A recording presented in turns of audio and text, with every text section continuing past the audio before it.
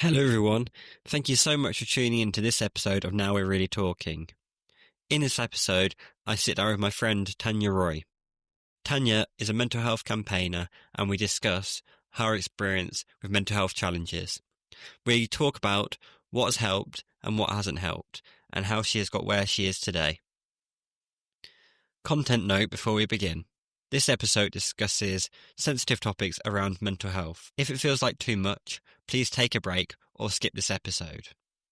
If you need support, you can contact Samaritans on 116123 or text SHOUT to 85258 or visit mind.org.uk for more resources. Remember, you are not alone and you are not weak for reaching out for support.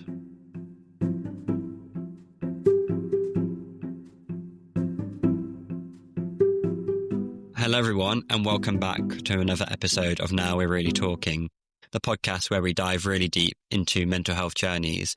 And today I am really excited to be joined by Tanya, somebody I know through Young Minds, and somebody who's doing a lot in the mental health world, but also in the wider world as well. How are you, Tanya? Yeah, I'm good. How are you? I'm all right, thank you. I'm all right. I didn't get washed away yesterday. Yesterday was very bad weather. Yeah, it was. But yeah, it seems to have been more settled today. And I guess my first question, it's not mental health related, but it's food related, and I've seen your new business venture. Can you talk to us a bit more about that? Yeah, so I've just finished uni and I'm looking for a job. And I thought I should start a little business on the side. I used to run a brownie business during school in sixth form. It started because I did like a bake sale for charity, and all my friends were asking me to make more brownies. So I thought I'd just start selling them. And then I had to stop that because of uni. And then when I came home, I just thought I'd start it up again. So yeah. That's so cool. Is cooking something or baking something that you have always enjoyed, or is it more of a recent thing? I love baking. I can bake. I'm really bad at cooking, so don't ask me to cook. That's fair enough. I'm not good at either, to be honest. But let's get kind of into the mental health work. And we met each other through Young Minds, for the activist program. Can you tell us a little bit more about how you came to join Young Minds? Yeah, so I remember obviously we'll get into the struggles, but been through a lot of struggles with mental health. And I just remember one day I was researching mental health programs or like any way I could join in and help, because I hadn't really joined any programs or done anything. Because that particular day I was feeling quite just angry about everything that had happened. And I remember thinking like I want to do something about it or try and help people, to get better. So I was researching and I kind of came across Young Minds. I'd heard about it. I knew it was a big charity. But I didn't really know the ins and outs. So I think I remember looking at the youth panel first. But the applications had closed. So I emailed Young Minds and then they got back to me saying like, the applications are closed for this, but you can join any of these. And then I kind of went into each program and found the activist program, read about it and thought, wow, this is pretty cool. And then just applied and was lucky enough to get in. I had a very similar kind of story about at the start, like feeling angry about the whole situation, and wanting to do something about it and just looking for everything that was available for young people to kind of use our experiences. And what are some of the kind of highlights of your time on the program so far? It's been really amazing. Like, I don't think I knew what to expect. I've been there for like a year and a half now. I joined in May 2024. I think meeting you guys has definitely been one of my highlights. Making friends, it's been really special to find people who are similar and care about the same thing. And also the opportunities, like I've been able to, speak on roundtables and go to Parliament and actually do something for mental health. That's all been incredible as well. So Yeah, I agree. I don't know about you, but it can feel so lonely when you struggle with your mental health, and to actually be able to meet a lot of other people who have been through similar things, and who I've learned so much from meeting cool people like you and other people on the program. So you mentioned earlier about you wanted to get involved in Young Minds because of your own challenges in your life. When was the first time that you remember realizing that you're struggling with mental health? I think I didn't know like what mental health was at the time or like any of the ins and outs, but I just knew, I think maybe when I was young, I want to say like maybe 10, 11, um, knowing that I feel really angry for no reason, and not knowing what to do with it. And just, yeah, obviously I didn't know what mental health meant or any of that, but I just knew I wasn't feeling good and I didn't know why. And I guess it's normal, you know, when you're young, you can't regulate your emotions. You don't know why you're feeling a certain type of way. But yeah, I started when I was young and then just kept going. When did you kind of first learn that it was, mental health challenges that were causing you to have these feelings? I think secondary school. So maybe more definitively in like year 9 when I was like 13, 14. I think that's when I properly started to understand this wasn't just normal. Like this isn't normal. And there was something like deeper than that. Yeah. And then what did you reach out for support, or did somebody notice, or was it a kind of natural process, or was there a moment where you realized like I need additional support? I think I remember that year particularly was quite difficult. I was just kind of going day by day and just kind of dealing with it. I don't think I reached out for any support that year. I kind of just dealt with it, which looking back, I should have done something about it. But I think, you know, when you're a teenager and everyone tells you it's teenage hormones, you know, you're going to feel angry or going to feel sad, it's fine. So I think I kind of just thought, this is fine, this will pass, and didn't do much about it. And was it kind of, did school have a kind of negative impact on your mental health, or was it a kind of sanctuary where you could go and kind of escape from all those challenges? I think at the time, I can't remember a lot. I've blocked out quite a lot, but I remember struggling a lot at school for certain years. Like I didn't enjoy school that much, especially secondary. I found it quite challenging, and I would just say it made me exhausted and made everything worse. Obviously, like it was nice to have friends and like go and do stuff. Like learning was good, but I was just so tired that I couldn't really enjoy much of it. One of the things we've done through Young Minds is around assessment reform and, scrapping SATs and reforming A levels and GCSEs. Do you have experience of those kind of things in exams, and did they have a negative impact on your mental health as well? I would say so. I was in the year that we didn't have GCSEs because of COVID, so that was quite nice. But A levels were difficult. Yes, I would say. I didn't do SATs, but I do agree that like year 6 students shouldn't have to sit like actual exams. The A levels were very difficult and definitely didn't help my mental health at all.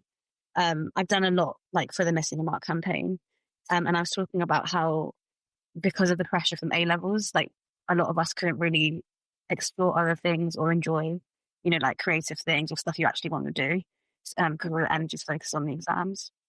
Yeah, for sure. And it's something that I resonate with. And how do you think struggling with your mental health and having mental health challenges impacts day to day on school and actually on exams more specifically? I always think that with the Missing the Mark campaign, it's a lot of it, we talk about education as meritocratic, but for those of us who struggle, it's not, because you can work as hard as you want, but there's always that kind of added challenge. How did it kind of manifest on your exam days, your mental health challenges?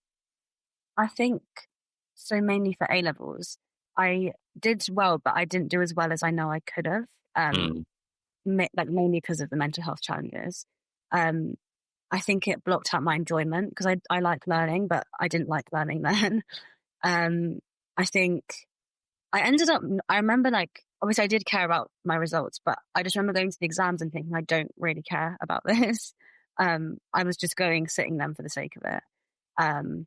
So yeah, I think it definitely affected how well I did because it affected how I was studying and just everything before that. And yeah, it led to me just not really caring, which obviously isn't great. Yeah, I think I couldn't really decide what I wanted or what I enjoyed because of all the problems that were there.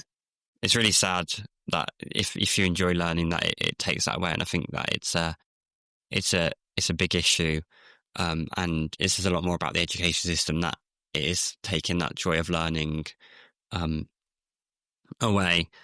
To see it as a bit of a vicious cycle where your mental health, when you have challenges with your mental health, it leads to challenges with studies, which then further causes anxiety around exams. Is that something that you experienced? Yeah, I think so. I would say mine was more like, because it got so bad, I was just, instead of feeling anxious about the exams or nervous, I just didn't care. I just felt like whatever. I just wanted to feel better or feel something. So yeah. But you recently graduated, haven't you? Was it last year or this year you've graduated? Yeah, this year, this summer. And how did you manage to re-find that joy of learning at university, or was it kind of a continuation from school? I'd say like parts I enjoyed and parts I really didn't. I definitely enjoyed the more varied like curriculum. Obviously, like there was more presentations, there was coursework, there was just more than just exams, and that was really nice. But so I had there was a period of time in second year in my first semester when I struggled really badly with my mental health, probably the worst it's been in second year, and that was, I literally couldn't do anything. So I like didn't care about my coursework or my exams at all. I was just trying to kind of get through. So that was really bad. And then, but parts of it were good. Yeah. And in those really dark times when you've really struggled, like at school or at university, what's helped you get through them and find a way, to continue putting one foot in front of the other? So at that time, I remember like getting up was hard, literally doing anything was really hard. And like, I'm sure you felt this before, like it gets to the point where you just feel like there is no way out and that's it. And that's life forever. And like in the back of your head, that's not true. Like, you've kind of battled it before, you can get through it and you will, but it just feels like you can't. And so that's kind of what it felt like at that time. But I somehow every day I just reminded myself, like, it's going to get better. You just have to keep pushing.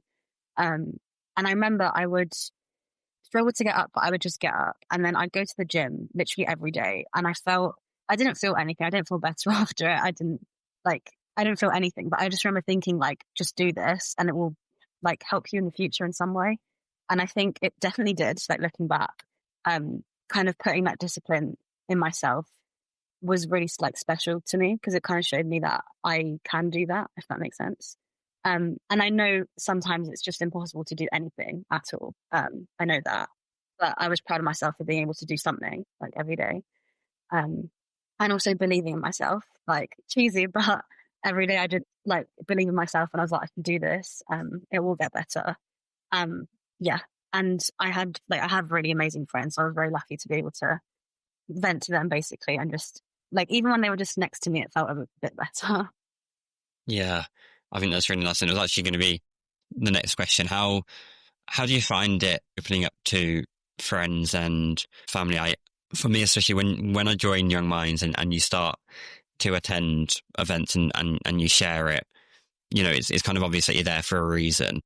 Have you always been open about your feelings and your mental health, or has it been something that's come about more recently? I would say I've struggled to open up to my family a lot, but never my friends. And I've thought quite a lot about why, because it doesn't make sense to me.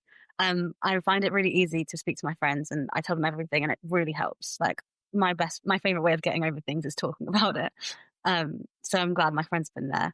I think with my family, like my parents when I'm upset, they get really emotional. They kind of take it on and obviously you don't want that. I think that's quite a lot of why I've struggled. I don't want them to take it on. And I've tried to explain to them, like, please don't, I know you're going to be upset, but please try not to take it on. I just want to tell you what's happening so that, I can get better. But I think during that really hard time in second year, I'd come home like basically every weekend and obviously they knew what was happening. And I think that brought us a lot closer together. and they helped me get through it. And I think it made it a bit easier to tell them what's going on. I really resonate because I was worried when talking about my mental health and talking openly online or in public that my parents will reflect on them. But I think the truth is that, it's completely independent. My parents have always loved me and supported me, and my mental health is no reflection of that. And I found it difficult, but was it like an extra? Do you find it difficult then to kind of open up on a scale when you do things with young minds and with people that you don't know? Because obviously it's quite different talking to new people that you've never met about your mental health compared to friends. Yeah, I think so. I think like most of the opportunities I've done, like I've done one of the roundtables for the assessment campaign. I think I found that easier because like I kind of got to put my experiences into like context, if that makes sense. So like I felt like this, and that's why we should change this about exams instead of just openly talking about me. I think that would definitely be harder. And I haven't had to do that much yet. Like obviously, like even with like you guys and people I've met, we haven't done that a whole lot. I feel like, or I haven't been involved. But I think I'd find it easy to tell you guys, like the activists, because we'll get it. But I think I'd find it hard to speak to new people, like you're saying. Yeah, it's something that I've struggled with.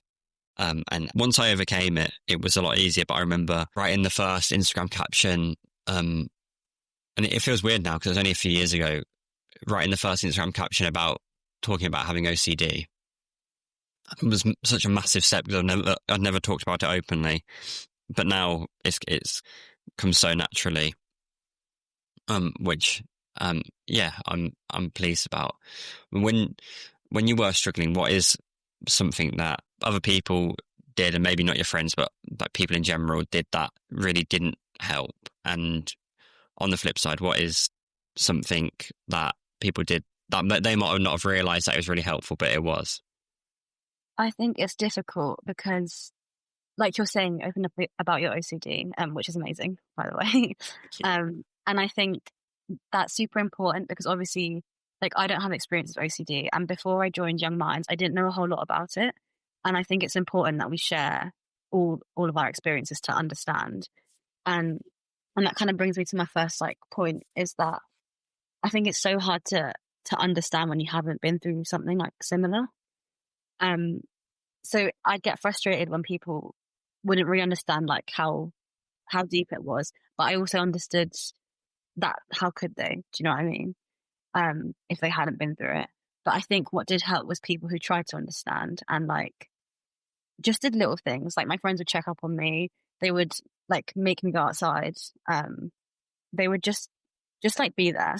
And I know like, someone, I feel like people can't make you better. They can't like just, magically make you feel better, but they can help. And I think just being there for me was really important to me at that time. Because you do feel super alone. Like I felt really like lonely, really empty. And even though my friends were there, it just felt like there was no one there, if that makes sense. But every day when they text me or they just come to my house to check, that made everything a bit better. Yeah, I think there's little things which perhaps people don't realise the impact it can have on somebody who's struggling are so important.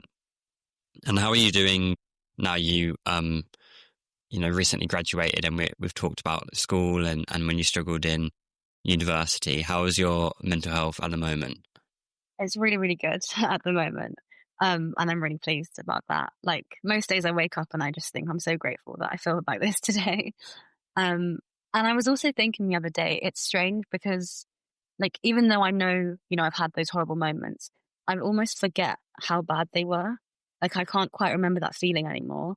And I feel like obviously at the time it's easier for me to convey the emotion and actually express how I felt. And now I'm even struggling to remember it, which is so nice because I don't want to remember that. But I found it strange, like how your brain can just kind of get rid of all those emotions.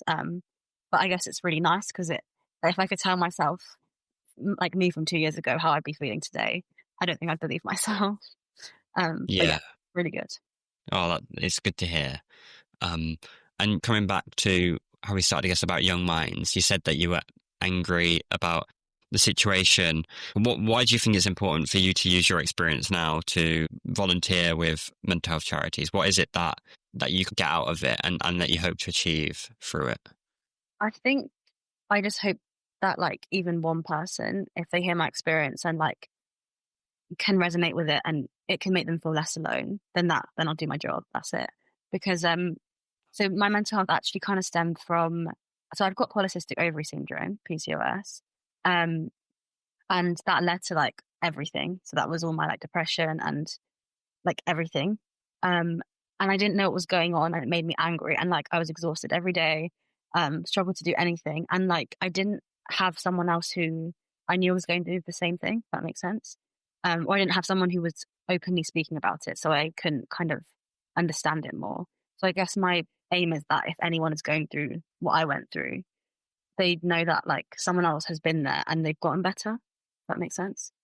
Yeah, that's so interesting, and it's not something I know kind of too much about. Do you think is there a big intersection between physical health challenges and mental health challenges, and how do you navigate that intersection and maybe a lack of understanding in society? I think it's really difficult. Like I said, like if you haven't been through it, it's just hard to grasp it. But I think, yeah, definitely physical health and mental health, they go together. You've got to look after both. And I think I remember when everything started happening and I was just feeling really down and exhausted. I tried to, exercise properly and eat right. And it helped. But I remember like it helped a bit, but there was just that line where it didn't help anymore and I just still felt terrible. So I think there's only so much you can do, but I think the one thing that is important is that you keep fighting. And I know it gets exhausting. I know it's the point where you're like, I can't, but you have to, like otherwise, yeah, that's it. But I just kept pushing every single day, and I don't know, just one day it felt better, which I guess was the whole point. Yeah, it's even when it completely seems like it's dark, to keep that glimmer of hope. In terms of mental health and so you're activists for Young Minds, would you like to do more in the kind of mental health space? Is it something that you want to spend time doing in the future beyond Young Minds? Yeah, I think definitely. Like right now I'm exploring jobs and I genuinely don't know what I want to do still. But this is definitely something I've like been thinking about, and I've been applying to like jobs that are mental health related.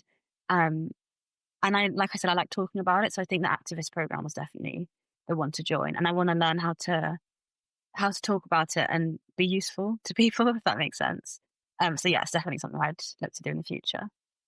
Yeah, I think even like talking now, you're definitely you definitely help people, and the goal of just helping like one person is something that I try and think back to, because it's so difficult in terms of mental health. And I was talking to somebody yesterday about, it's very difficult to measure the impact that you can have through mental health campaigning or anything to do with mental health, because it's so hard to show impact, especially when you do the campaigning and a lot of it's online and that kind of thing. But I always go back to, if I can help one person, like you said, I can look back on my experiences with pride rather than other kind of more negative emotions.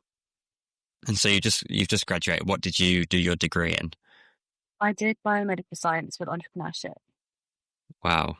And can you explain what that actually entails? Just loads and loads of science in loads and loads of detail. And I did a minor in, entrepreneurship, so just business. So I kind of learned the basics of business, like marketing, and how to apply like a science into a business context. Wow. That's very cool. But is it something that you said about applying to mental health jobs, is it something that you want to pursue in the future, or is it kind of put you off the degree? The degree, it was good, but it was tough. I am still interested in science and I really like business, which is why I had that on the side. But I'm still looking into everything. I haven't kind of closed my options off yet. I do still like science, but I'd want to do it with something else. Yeah, actually, I was thinking about like kind of doing something business related, but within like women's health or like health in general. So yeah, having a look. I'm not sure yet.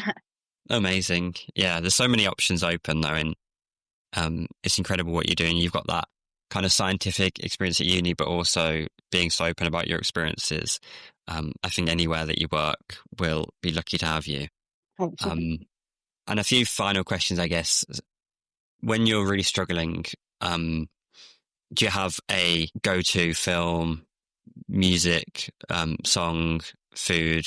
What are your go-tos for when you're struggling? I love musical theatre, so definitely put some musicals on, cry it out, have a sing. That's important. And I also meant to say this when I first started struggling a lot a few years ago. I got into the gym, and that saved me in a lot of ways. So exercise, any form of exercise, I think is so important. And like when your parents say, go on a walk, get outside, now I realize how important that is. So going on a walk, going to the gym, that literally saved my life. So I'd recommend.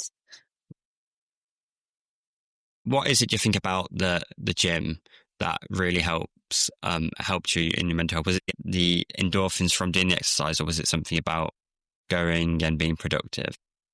I think both. Like definitely in the endorphins, I felt so good after.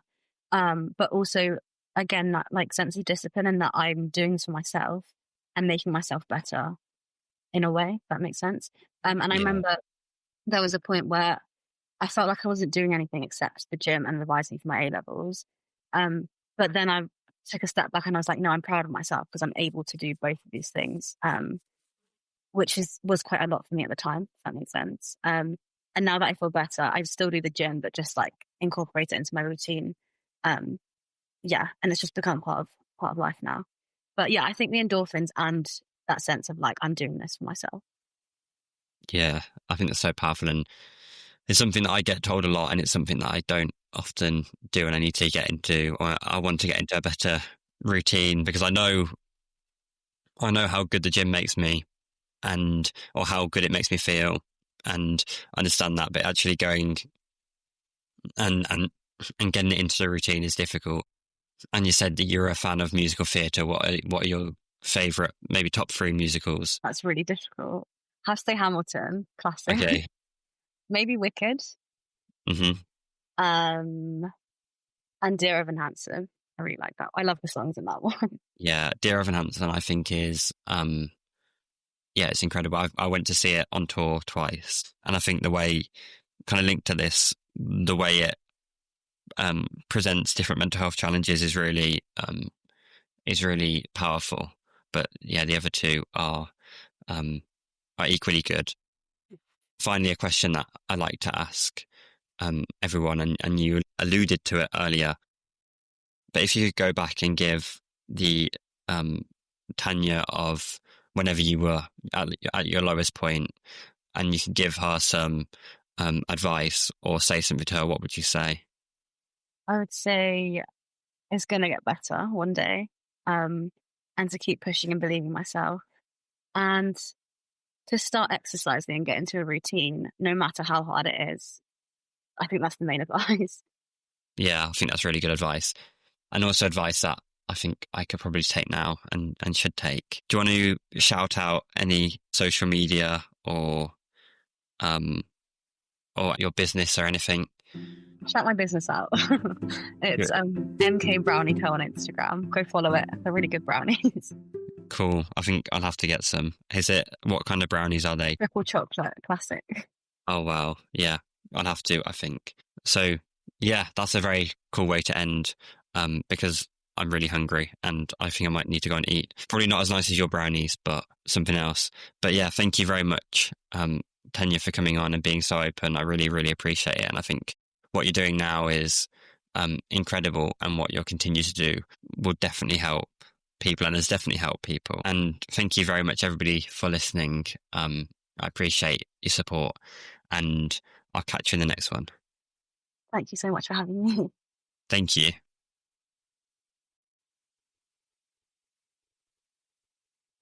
Once again, thank you so much for listening to Now We're Really Talking. If anything in this episode has brought up difficult feelings for you, please reach out for support. You don't have to go through it alone. If you're in the UK, you can contact Samaritans on 116 123, or contact Shout by texting 85258, or visit mind.org.uk for mental health support. If you're listening from outside the UK, you can find international helplines at findahelpline.com. Remember, there's always help out there, and talking about it is a strength, not a weakness.